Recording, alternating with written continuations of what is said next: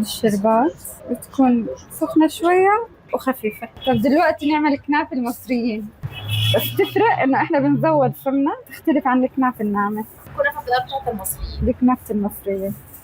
ايه الكنافة الأكثر طلبا؟ كنافة المصريين. كلمينا برضه، انت شغالة الصينية الصغيرة دي بتاخد كمية قد ايه؟ بتاخد سمنة قد ايه؟ لو ست البيت عايزين يعني دي تقريبا مع الميزان تطلع 250 جرام الكنافة مع السمنة مع الجبنة. الكنافة دي لازم تتاكل سخنة ولا باردة؟ هي بتتاكل باردة مفيش مشكلة، بس حلاوتها تكون سخنة عشان الجبنة تكون ماطة معهم. قولي لنا بقى ايه الخطوة دي دلوقتي؟ دلوقتي نحط الجبنة على الوش ونرشها شوية سمنة. السمنة اللي بتستخدميها نوع معين؟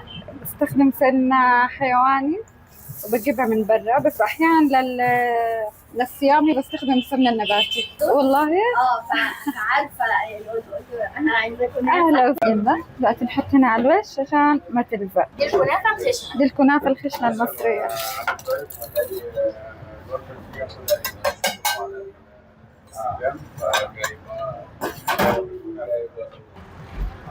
الشربات بتكون سخنة شوية وخفيفة.